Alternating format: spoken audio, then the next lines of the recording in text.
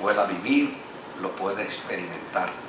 Es qué es lo que nosotros queremos decir, qué es lo que nosotros queremos expresar cuando decimos que somos salvos. ¿Qué es lo que eso qué es lo que queremos expresar con dicha expresión? ¿Qué es lo que queremos decir cuando de manera espontánea, arregla esto por favor, está, sí. de manera espontánea podemos expresar y podemos decir, yo soy salvo. Claro, para poderlo hablar necesitamos entender el contexto histórico de esa expresión y debemos seguirlo a la luz de las Sagradas Escrituras. Por ejemplo, existen diversos términos hebreos que se traducen como salvación. Pero obviamente no podemos hablar de todos, le vamos a hablar de uno. Hay un término hebreo que es el que más se utiliza en el Antiguo Testamento, que se traduce para expresar la salvación. Ese término es el Yasha, es decir, cuando un judío decía Yahvé es mi Yasha, o Yahvé me permite estar en mi Yasha, lo que estaba diciendo era que estaba a sus anchas. No sé si usted entiende bien esa expresión. Fulano de tal está a sus anchas, ¿verdad? Es alguien que hace lo que sea suficiente para satisfacerle, para vivir plenamente. Es vivir en perfecta seguridad. O sea, todo lo contrario, angustia, todo lo contrario a dolor, todo lo contrario a aflicción, es Yasha, es salvación. Y desde luego, en el pueblo de Israel, el Yasha, la salvación, se atribuía única y exclusivamente a Dios. Israel entendía, como entiende la cristiandad también, que todo don perfecto, que toda buena dádiva proviene de ¿quién? Proviene del Padre de las luces, proviene de Dios. Por lo tanto, todo lo que yo recibo, bueno, había una canción en años atrás que decía, todo lo que tengo se lo debo al Señor. Ustedes saben ese corito mejor que yo. Pues, ¿por qué razón? Porque lo que ello implicaba era que toda bendición, toda buena dádiva, todo don perfecto, toda cosa noble, Satanás no da nada bueno, Satanás no da nada hermoso. Todo lo bueno, todo lo noble, todo lo esplendoroso, todo lo maravilloso, los cristianos lo recibimos de Dios. Ahora, cuando se hablaba entonces en Israel de salvación, de Yasha, entonces los judíos decían, Dios, Yahvé, es mi Salvador. Y desde luego decían que Dios era su Salvador porque ellos entendían que a través de Dios podían disfrutar de un bienestar en la vida que de otra forma ellos no lo podían recibir. Y yo tengo algunos pasajes bíblicos que quisiera compartirles sobre el particular. Por ejemplo, el Salmo 68, versos 19 y 20, donde el pueblo de Israel decía, bendito sea el Señor nuestro Dios y Salvador, que día tras día sobrelleva nuestras cargas, Selash, es decir, adoración, alabanza. Nuestro Dios es un Dios que salva. El Señor soberano nos libra de la muerte. Lo mismo aparece en Primera de Samuel, capítulo 17 y verso 47, donde dice, todos los que están aquí reconocerán que el Señor salva sin necesidad de espada ni de lanza. La batalla es del Señor y Él los entregará a ustedes en nuestras manos. Lo mismo encontramos en Éxodo capítulo 14 y verso 30, donde dice la palabra del Señor, en ese día el Señor salvó a Israel del poder de Egipto. Los israelitas vieron los cadáveres de los egipcios tendidos a la orilla del mar. Y en Deuteronomio capítulo 33 y verso 29 dice la expresión, sonríele a la vida, Israel. ¿Quién como tú, pueblo rescatado por el Señor? Él es tu escudo y tu ayuda. Él es tu espada victoriosa. Tus enemigos se doblegarán ante ti y sus espadas te servirán de tapete. Si usted observa bien, cada uno de estos pasajes bíblicos atribuye a la persona de Dios el beneficio de la salvación. Es decir, para Israel, Dios es el Salvador que interviene en favor de ellos en cualquier crisis, en cualquier problema, en cualquier adversidad, en cualquier situación de opresión o de angustia. Dios es el Salvador que viene a intervenir en favor de su pueblo. Note bien, no que evita la crisis, no. O sea, el entendimiento de Israel no es que Dios elimina la crisis, no, es que Dios nos salva en medio de la crisis. Es que Dios interviene en favor nuestro en medio de la adversidad, en medio de la aflicción, en medio del problema. De hecho, este entendimiento Israel lo estuvo manejando con perfección dentro de su vida cultica, dentro de su experiencia de fe, al punto tal que cuando Israel vivió experiencias de extraños que lo oprimieron, y cuando Israel vivió la experiencia de que sus enemigos venían a afligirle y a traerle tormentos y angustias, ellos declaraban que Dios proveía siempre una persona, hombre o mujer, un juez, que fuera para ellos ejemplo de la salvación de Dios. Y por esa razón encontramos en el libro de los jueces, precisamente que es el periodo de tiempo donde Israel se está desarrollando, y dentro de ese desarrollo está siendo atacado por las naciones circunvecinas, y desde luego en medio de esa experiencia siempre Dios levanta en Israel a alguien que intervenga en favor de Israel y le pueda salvar de los enemigos. A ese que intervenía, a ese juez, Israel decía, ese juez es un salvador que Dios envió. Lo mismo lo decimos nosotros a veces cuando se nos queda el carro en una carretera oscura y aparece alguien ayudando, ¿verdad? Que decimos, Dios envió un ángel, ¿verdad? Porque ellos entendían el mismo concepto, pero decían que Dios enviaba siempre un salvador. Y fíjese, en el libro de Jueces, en el capítulo 3 y en el verso 31, dice, el sucesor de Ahod fue Sangar, que era uno de los jueces, hijo de Anab, quien derrotó a 600 filisteos con una vara para arrear bueyes.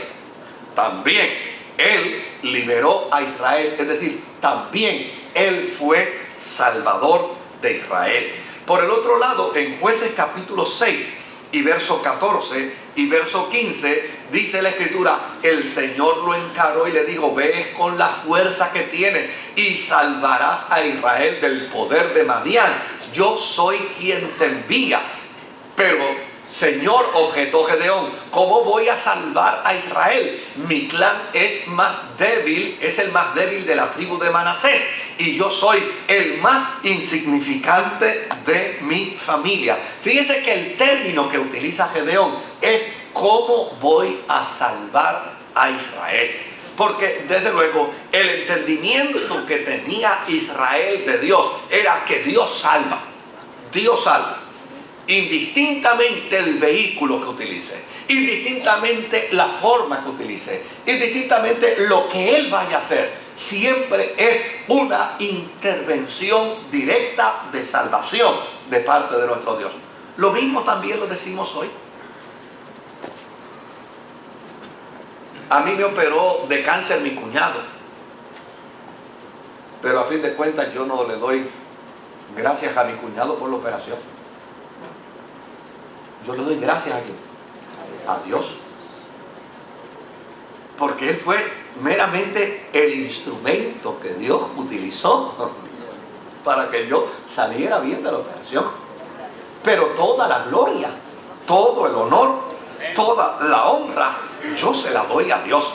Y ese era el entendimiento que Israel tenía de Dios como Salvador. Es decir, Dios es el Dios Salvador que utilizará el vehículo, que utilizará el recurso que sea necesario. De hecho, hubo una vez donde Dios le dijo a Gedeón: hey, espérate un momento, llevas mucha gente para pelear. En Jueces capítulo 7 y versículo 2, Dios le dice a Israel: llevas mucha gente para pelear, vamos a reducir ese número. Jueces capítulo 7 y versículo 2, Jueces 7 y versículo 2, dice: el Señor le dijo a Gedeón: tienes demasiada gente para que yo entregue a Madián en sus manos, a fin de que Israel no vaya a jactarse contra mí y diga que por su propia fortaleza lo ha librado. Es decir, el entendimiento de Israel era tan claro que decía: mira, el Dios que salva en Israel es el que debe llevarse todo el honor, toda la gloria y toda la honra en cada uno de los actos de salvación, en cada uno de los actos salvíficos para con nuestro pueblo.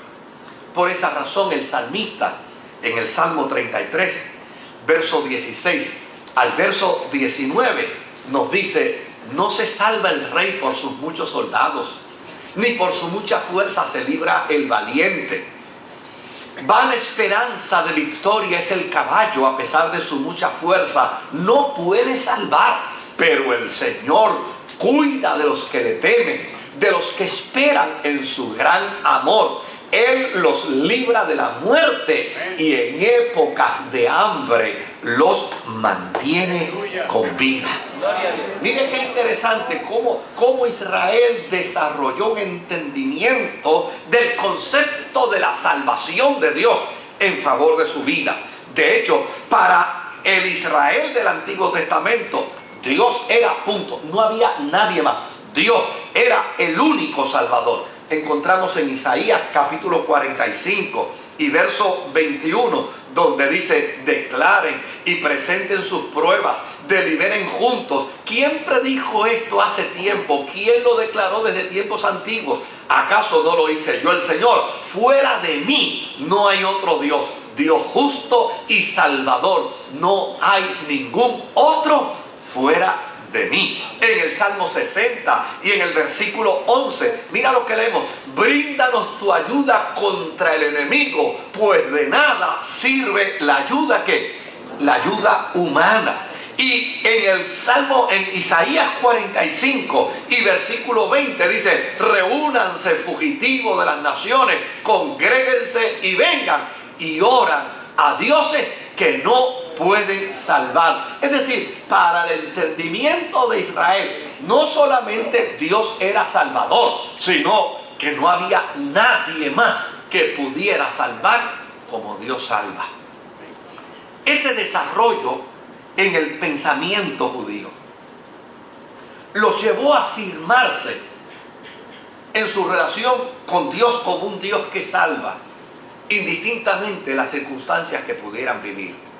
Porque ya dije que la salvación de Dios no es ausencia del peligro. La salvación de Dios no es ausencia del problema. La salvación de Dios no es ausencia de la adversidad. No, la salvación de Dios adviene precisamente como resultado del peligro, como resultado del problema, como resultado de la adversidad. Yo no puedo evitar, de hecho Jesús lo dijo: en el mundo van a tener aflicción, pero tengan confianza que yo he vencido al mundo. Por lo tanto, si yo he vencido al mundo, ustedes también pueden vencer, porque en mí, dice el apóstol San Pablo, que en Cristo somos más que vencedores. Ahora, la historia bíblica demuestra el lado oscuro de Israel. Y cuando demuestra el lado oscuro de Israel, demuestra el periodo de su aflicción, el periodo de su cautiverio, el periodo de su angustia. Y los enemigos de Israel llegaron a pensar que con la destrucción de Israel habían destruido a su Dios Salvador. Habían aniquilado a su Dios Salvador. Por lo tanto, en el cautiverio de Israel, en Babilonia, Dios levanta a unos profetas para recordarle que si bien es cierto, ellos están pasando por un momento de crisis y de adversidad, no es menos cierto que el Salvador de ellos vendría a restaurarlos. Y en Isaías capítulo 25 y versículo 9, dice: en aquel día se dirá, si este es nuestro Dios, en Él confiamos y Él nos salvó. Este es el Señor, en Él hemos confiado. Regocijémonos y alegrémonos en su salvación. En Isaías 35, versículo 4, dice: digan a los de corazón temeroso, sean fuertes, no tengan miedo, su Dios vendrá con venganza, vendrá con retribución divina, vendrá a qué, vendrá a salvarlos. Y en Isaías 45 y verso 17 dice: pero Israel será salvada por el Señor con salvación eterna y nunca más volverá a ser avergonzada ni humillada. Es decir, en los periodos más oscuros de Israel, el tema de la salvación, el tema del Dios Yahshua, del Dios que es Salvador, no se disipó, no desapareció, sino todo lo contrario. Israel siempre afirmó que ellos estaban en pie como resultado de un Salvador. Ahora, en el Nuevo Testamento, el lenguaje cambió. Y en la traducción del hebreo al griego, que es como se escribe el Nuevo Testamento, había que buscar una palabra que sustituyera la expresión hebrea Yahshua para hablar de salvación, para hablar de que Yahvé es nuestro Salvador. Y desde luego en el griego se encontró una palabra. La palabra que se encontró es sojo, que traduce precisamente al Yahshua hebreo. Pero se utiliza entonces el sustantivo soter. De hecho, los que estudian teología, en el estudio de la teología, hay una disciplina que se estudia y es la disciplina de la soteriología. Y la disciplina de la soteriología no es otra cosa que la disciplina que estudia precisamente el concepto de la salvación. Y viene como resultado de esa palabra griega soter. De hecho, cuando yo me criaba en la iglesia, había un señor en la iglesia que se llamaba Sotero. Y a nosotros nos causaba gracia su nombre, Sotero. Y él decía: ríanse de mi nombre, pero a la larga ustedes tendrán que aceptar que mi nombre significa Salvador. Porque la palabra, el sustantivo soter, que fue lo que en griego se utilizó para traducir el término Yahshua, era la palabra que más cerca el griego podía utilizar para seguir impartiendo el mismo concepto que los cristianos de hoy debemos tener con respecto a nuestro Dios. Cuando usted habla de salvación, usted no habla de salvación solamente para la eternidad. Cuando usted habla de salvación, usted habla de salvación en términos de un Dios que interviene con usted, en usted y para usted en cualquier circunstancia de la vida. Ahora, hay un dato más interesante todavía. Y es que, desde luego, yo no me puedo relacionar con el concepto Yahshua porque es en hebreo. Y tal vez yo no me puedo relacionar con el concepto sojo o con el sustantivo soter porque es griego. Pero a fin de cuentas, ¿sabe lo que significa la palabra soter? ¿Sabe lo que significa la palabra Yahshua? ¿Sabe lo que significa el término sojo? Es sencillo. El jíbaro nuestro tiene la mejor palabra para decir eso. El jíbaro nuestro dice que eso significa estar en las papas. Fíjense qué sencillo. El jíbaro nuestro Cuando el jíbaro nuestro reconoce que alguien está disfrutando de un bien, ¿qué dice? Fulano está en ¿qué? En las papas. Cuando el jíbaro nuestro descubre que a fulano y a sutano le han dado un aumento de salario en su trabajo, ¿qué dice? Fulano se está en las papas.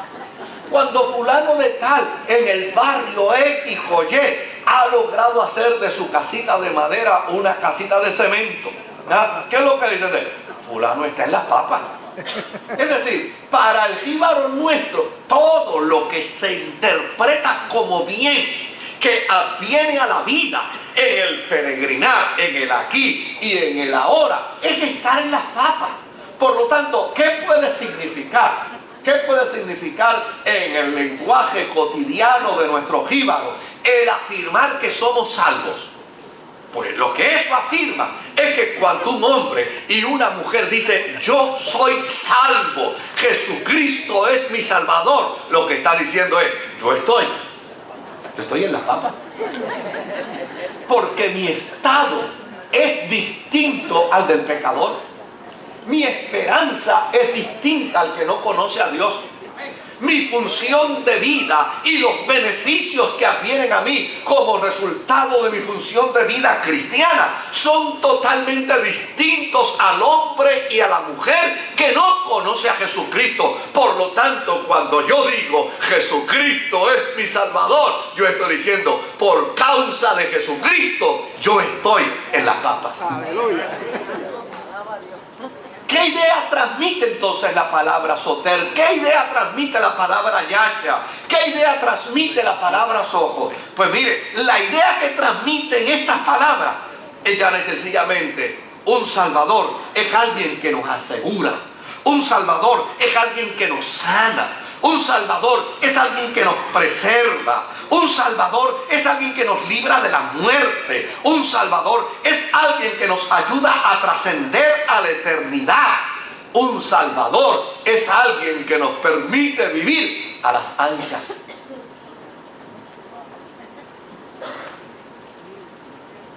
De hecho, estas ideas fueron trasladadas al pensamiento intertestamentario y neotestamentario. Es decir, luego del Antiguo Testamento, ahí cuando cierra Malaquías y se abre Mateo, ahí hay un periodo que se llama el periodo intertestamentario, el periodo entre los dos testamentos, el Antiguo. Pues mire, esa idea de un Dios que salva todavía rondaba en el pensamiento de los hombres de Israel. Por ejemplo, en Mateo capítulo 19 y verso 25 encontramos al oír esto, los discípulos quedaron desconcertados y decían, en ese caso, ¿quién podrá salvarse? En Lucas capítulo 13 y verso 23 dicen los discípulos, Señor, ¿son pocos los que se salvan? Le preguntó uno. ¿Por qué razón? Porque Israel, después de su experiencia dolorosa y agónica y de aflicción, llegó a pensar que la salvación era un privilegio para unos pocos.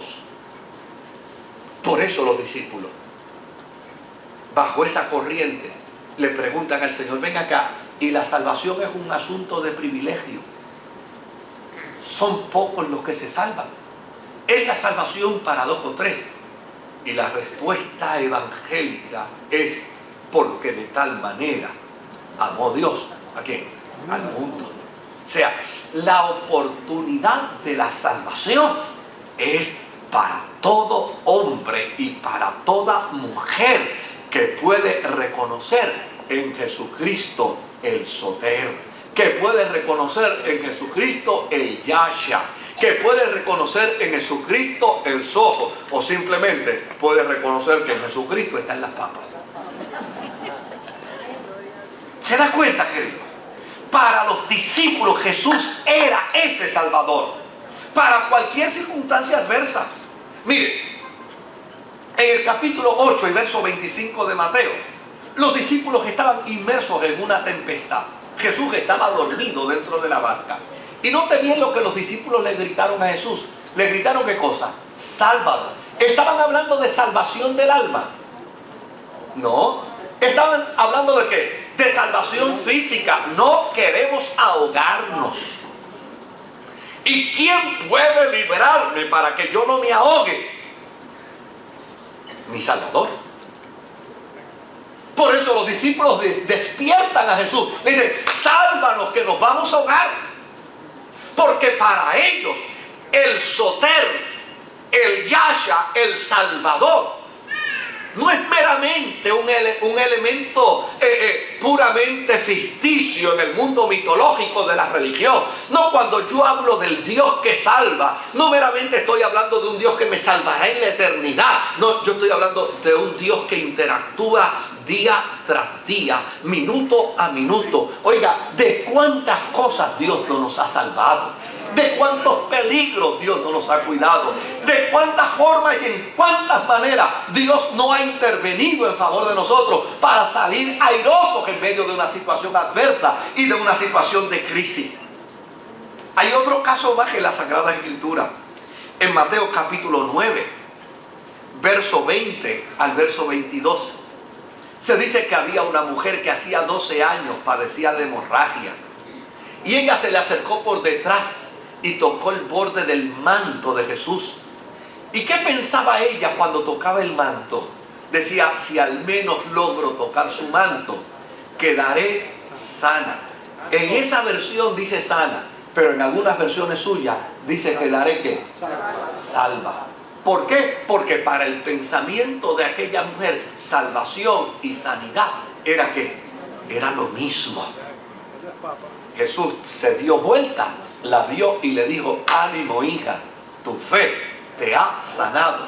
En algunas versiones dice, tu fe te ha salvado. Y la mujer quedó sana en aquel momento. Aquí no se trata de salvación del alma. Aquí de lo que se trata es de salvación ¿de qué? De salvación física. Porque cuando yo digo Jesús es mi Salvador, lo que yo estoy diciendo es, Él es el que me libra de todos mis temores.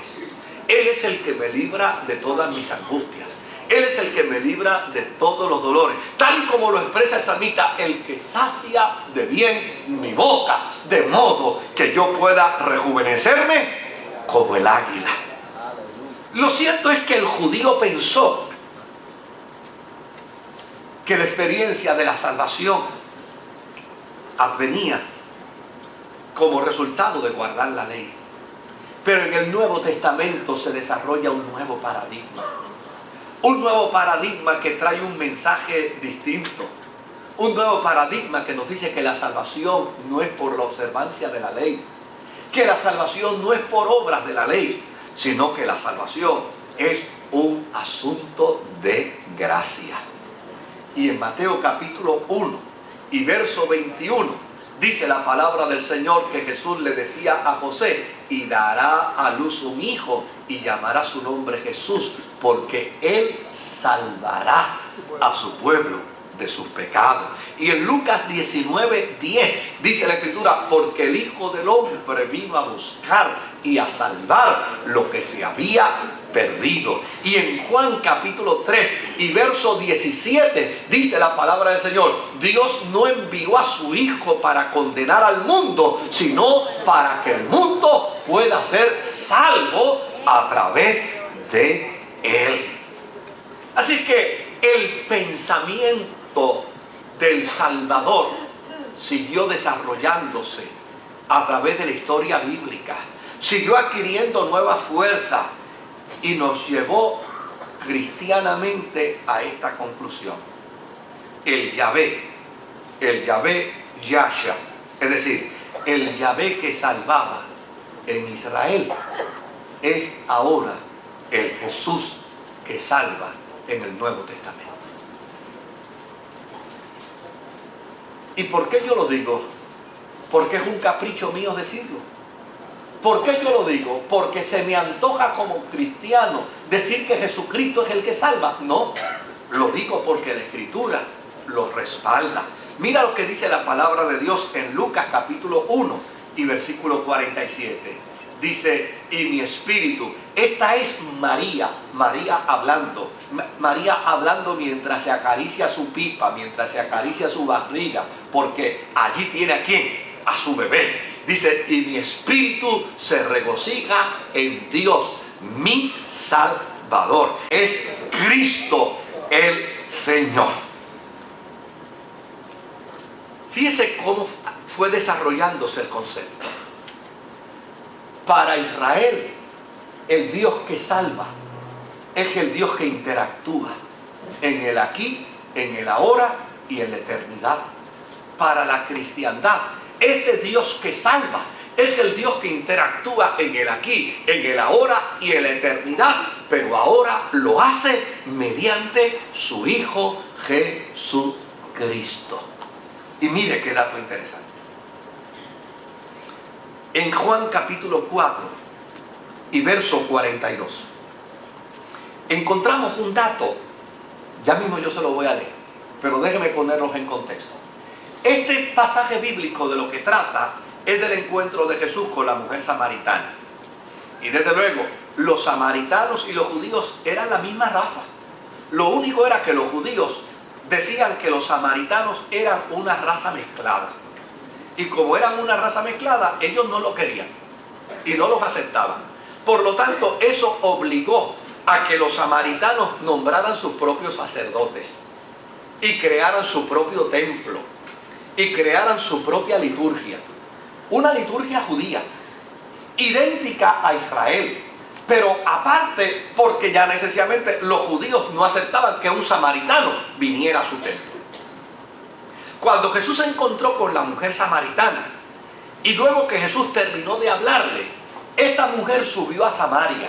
Y cuando ella subió a Samaria, le dijo a los samaritanos, a los religiosos, ella llegó a la sinagoga, al templo de Jericín, y en el templo de Jericín le dijo a los religiosos, me he encontrado con un hombre que parece ser el Cristo.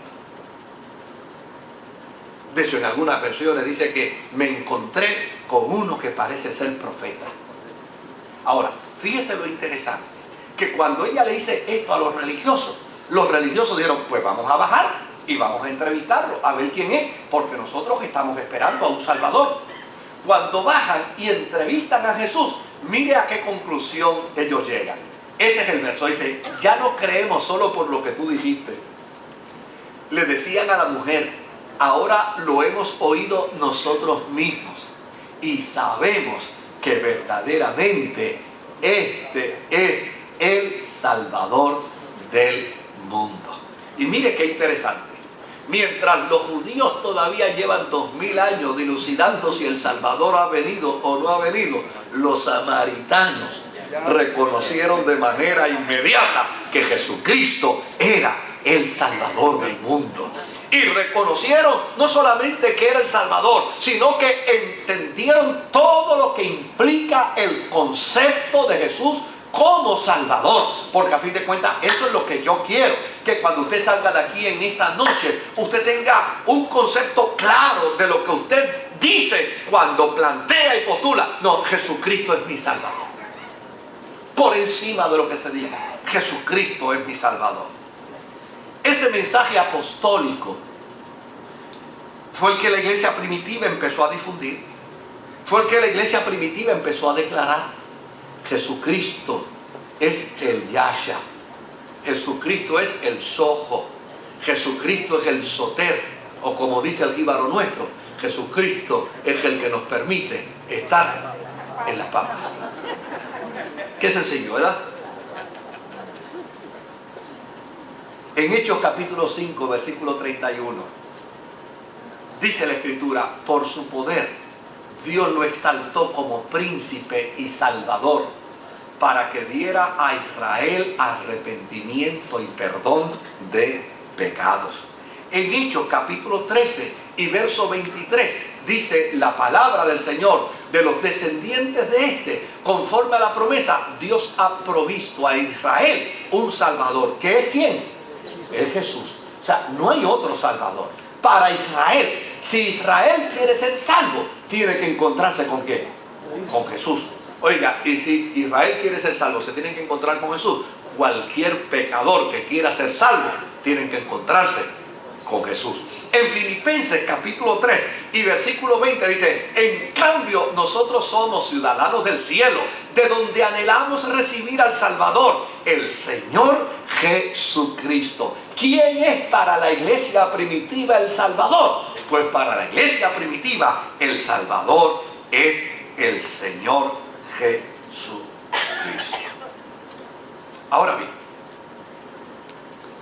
si Yasha significaba para Israel estar a sus anchas, es decir, salvado por Dios, ¿qué implicaciones entonces ofrece para nosotros el plantear que Jesús es el Soter, es el Salvador? Yo tengo una serie de pasajes bíblicos que revelan lo que implica en mí cuando yo digo que Jesús es mi Salvador.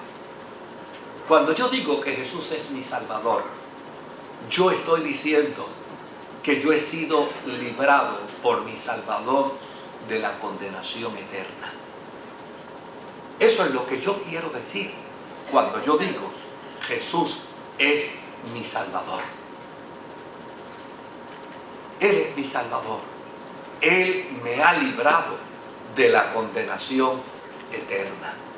Romanos capítulo 8 y versículo 1 dice: por lo tanto, ya no hay ninguna condenación para los que están unidos a Cristo Jesús. Cuando yo digo, cuando usted dice Jesús es mi Salvador, usted está diciendo: mira, no existe nada que me pueda condenar. Nada. Y nada es que nada es nada. Mis errores del pasado no me condenan. Mis errores del presente no me condenan. Mis errores del futuro no me condenarán. Porque Jesucristo es mi Salvador. Y así como Israel decía: pues mira, Él es nuestro Salvador, Él es nuestro Yahshua. Es verdad que a veces caemos en crisis, caemos en cautiverio, pero cuando clamamos a nuestro Dios, Él viene en nuestro auxilio y nuestro Salvador nos salva. Pues así mismo nosotros los cristianos declaramos: oye, cuando yo soy víctima de mi naturaleza humana, cuando yo soy víctima de mi realidad humana, claro que caigo al suelo, pero cuando caigo al suelo recuerdo que tengo a quién, que tengo a mi Salvador, que yo no estoy huérfano en la vida, que yo tengo a mi Salvador. Y cuando yo llamo a mi Salvador, aun cuando yo pueda estar en el suelo, cuando yo llamo a mi Salvador viene a mi auxilio. Por eso Juan dice: estas cosas yo te las escribo para que no peques. Pero si pecas, tú tienes a tu Salvador, tienes a Jesucristo, que está en relación con el Padre, para que confesando tu pecado ante tu Salvador puedas recibir remisión de tus pecados mediante tu Salvador. Cuando yo digo que soy salvo, yo debo vivir como salvado. Porque hay quien puede decir que es salvo, pero no vive como salvado. Hay gente que vive amargada por su pasado, esclavizada por su pasado, agobiada por su pasado, traumada por su pasado. Cuando usted dice que Jesús es su Salvador, usted está diciendo que Él le ha librado de todo tipo de condenación. Cuando usted dice que Jesús es su Salvador, usted está diciendo que usted ha pasado de muerte, oiga bien, de muerte a vida. Efesios capítulo 2, versículo 1 dice la palabra del Señor: en otro tiempo ustedes estaban muertos en sus transgresiones y pecados, pero ahora no. Ahora nosotros no estamos muertos en transgresiones y pecados, sino que juntamente con Jesucristo Dios nos ha dado vida. Cuando yo digo que Jesús es mi Salvador, yo estoy diciendo que ya yo pasé la etapa de la muerte. ¿Sabe lo que yo estoy diciendo? Que ya yo soy eterno.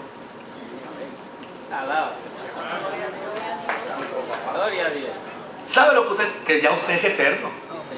Que usted está disfrutando de eternidad con Dios. No se crea que cuando usted vaya al cielo se va a encontrar a otro Jesús distinto al que anda con usted por las calles.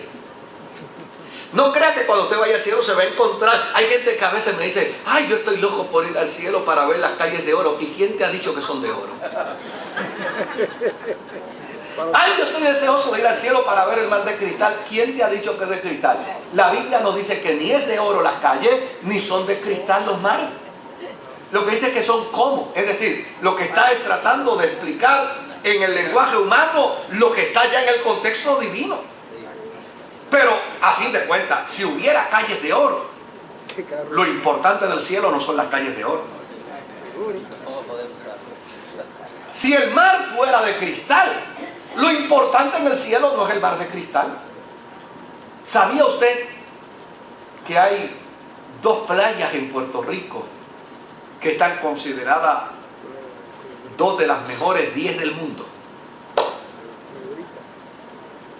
2. Están en Culebra y están consideradas 2 de las mejores 10 del mundo. Pues mire, yo fui en mis vacaciones a las 2.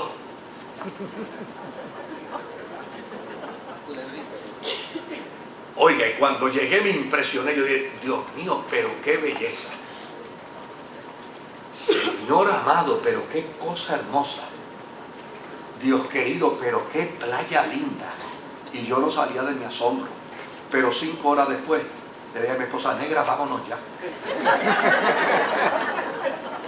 Ya la vi.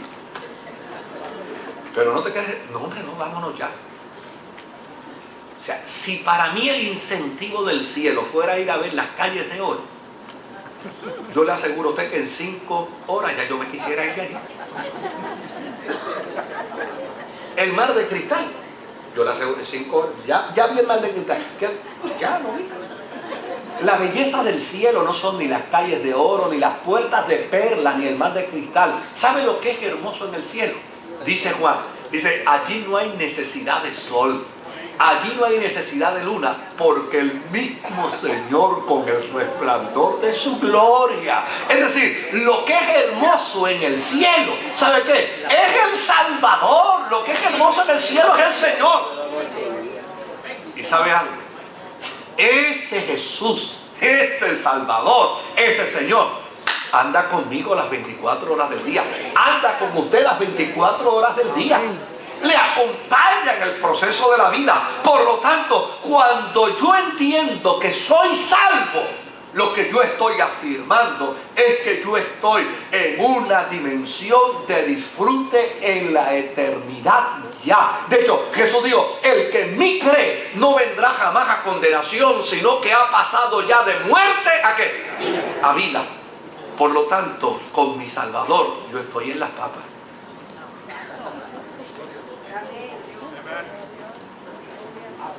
¿Sabe lo que dice Colosenses capítulo 1, verso 12 al 13? Dice la Escritura, dando gracias con alegría al Padre, Él los ha facultado para participar de la herencia de los santos en el reino de la luz. Él nos libró del dominio de la oscuridad y nos trasladó al reino de su Hijo amado. Cuando yo digo que soy salvo, yo digo que yo no le pertenezco ya a Satanás. Ahora yo le pertenezco por completo a Jesucristo. Yo no le pertenezco a las tinieblas. Efesios capítulo 5 y versículo 8 dice, porque ustedes antes eran oscuridad, pero ahora son luz en el Señor.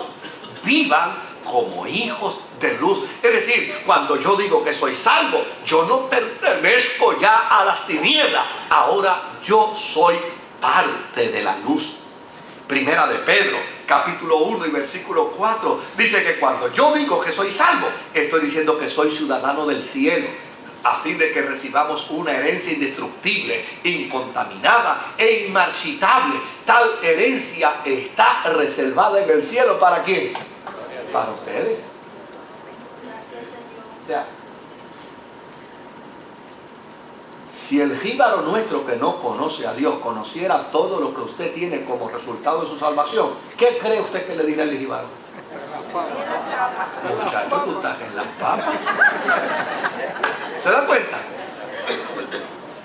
El hebreo le diría, tú estás en el yasha, El griego le diría, tú estás en el Soter, tú estás en el Soho, pero el jíbaro nuestro, chacho, tú estás en la papa. Como resultado de que Jesucristo es mi Salvador, yo soy una nueva criatura. Segunda de Corintios capítulo 5 y versículo 17, que dice, por lo tanto, si alguno está en Cristo, ¿cuántos están en Cristo aquí? Es una nueva creación. Lo viejo ha pasado y ha llegado, ¿qué? Ha llegado lo nuevo. En Jesucristo hay una nueva dimensión de vida. Cuando yo digo que soy salvo, yo estoy diciendo que soy parte de la familia de Dios. Juan capítulo 1 y versículo 12 dice, mas a cuantos lo recibieron, a los que creen en su nombre, les dio el derecho de ser hijos de ¿qué? Hijos de Dios. A veces nosotros no entendemos esto con claridad. La Biblia dice que Jesús era el hijo de ¿quién? El hijo de Dios. Cuando la Biblia dice que usted es el hijo de Dios, ¿qué diferencia hay? Ninguna. A veces nosotros como que todavía no queremos aceptar el regalo que Dios nos ha dado en su gracia. De hecho, por eso hay tantos cristianos que viven atormentados, porque no aceptan el regalo. Mira, cuando la Biblia dice que tú eres hijo de Dios, estás diciendo que tú eres tan hijo de Dios como Jesús es hijo de Él. ¿Te das cuenta por lo que el jíbaro diría que tú estás en la papa? Cuando yo digo que soy salvo, Colosenses capítulo 1 y versículo 14 dice, en quien tenemos redención, el perdón de pecados. Es decir, mediante Cristo yo obtuve el perdón de mis pecados. Ahora, la pregunta es esta, ¿qué perdón de mis pecados yo obtuve? Pues yo obtuve el perdón de mis pecados pasados. ¿Y más nada? No. Yo obtuve el perdón de mis pecados presentes. ¿Y nada más? No. Yo obtuve el perdón de mis pecados futuros. Y esto hay muchos cristianos que no lo quieren aceptar. Y luchan con esa realidad. Que no, pero es que no es posible, pastor. Pero si eso es lo que dice, en quien tenemos redención, ¿el perdón de qué? El perdón de pecado. ¿Y está en qué? Está en el presente. El perdón de pecados. Porque en Cristo yo no solamente fui perdonado por mis pecados pasados, en Cristo yo fui perdonado por mi pasado, y yo he sido perdonado por mi presente, y seré perdonado por mi futuro. Desde luego que yo tengo que entender lo que la Biblia dice con respecto a ello, para entender que estoy en las papas. Para entender que cuando yo digo yo soy salvo, yo estoy diciendo que yo tengo el privilegio más grande que a hombre alguno, a mujer alguna, se le puede entregar sobre la faz de la tierra. Alguna gente se podrá asustar y decir, ay, pero pastor, el problema de eso es que imagínese, si usted le dice a la gente que ya tiene el perdón dado por adelantado. Mire,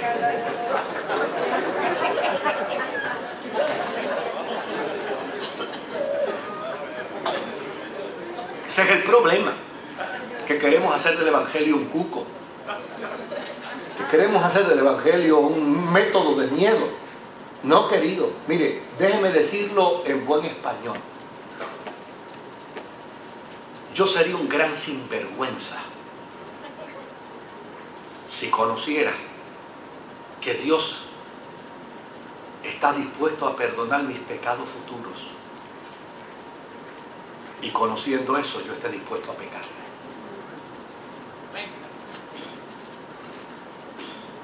Porque debería ser todo lo contrario. El proceso mío de integridad debería ser, no vale la pena pecar contra un Dios que siempre está dispuesto a ¿qué? A perdonarme. Así es como debería ser. Así es como debería ser. Que yo puedo decir, no. Un Dios que está dispuesto a perdonar. No, a ese Dios yo no le puedo hacer mal. A ese Dios yo no le puedo traicionar. Un Dios que siempre está dispuesto a perdonarme. Que dice su palabra: Moisés, si tú me eres fiel, yo te seré fiel. Pero Moisés, ¿sabes algo? Si tú me fueras infiel, yo permaneceré fiel, porque yo no me puedo negar a mí mismo, y yo soy fidelidad. Cuando yo descubro eso y yo se lo comparto al jíbaro de mi tierra, el jíbaro de mi tierra es: muchacho, tú estás en la...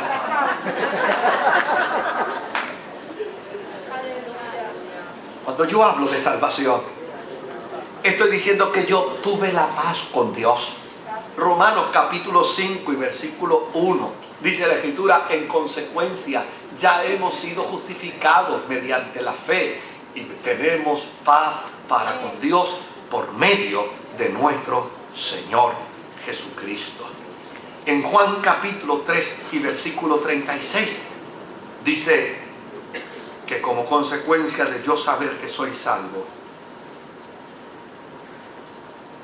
yo puedo afirmar que por Cristo y en Cristo yo he obtenido la vida eterna. El que cree en el Hijo tiene vida eterna, pero el que rechaza al Hijo no sabrá lo que es esa vida, sino que permanecerá bajo el castigo de Dios. Oiga, cuando yo puedo entender lo que implica Jesús como mi Salvador, y yo puedo llegar a esa conclusión, que porque Jesús es mi Salvador, yo soy librado de condenación, yo pasé de muerte a vida, no le pertenezco a Satanás, no le pertenezco a la tiniebla, soy ciudadano del cielo, soy una nueva criatura, soy de la familia de Dios, obtuve el perdón de todos mis pecados, obtuve la paz con Dios, y ahora se me garantiza. ¿Qué más se me puede dar como resultado de mi salvación? Ahora se me garantiza que por creer en el Hijo como mi Salvador, se me garantiza la vida eterna. Yo termino con dos pasajes bíblicos más. Juan capítulo 20 y verso 31. Dice: pero estas se han escrito para que ustedes crean que Jesús es el Cristo, el Hijo de Dios, y para que al creer en su nombre tengan vida eterna. Todos estos textos, y ustedes me van a perdonar que yo lo he forzado a leer conmigo 44, 46 versículos de la Biblia. Todos estos versículos que yo les he compartido a ustedes en esta noche tienen un solo propósito: el que podamos tener una comprensión cabal de lo que implica cuando yo digo soy salvo.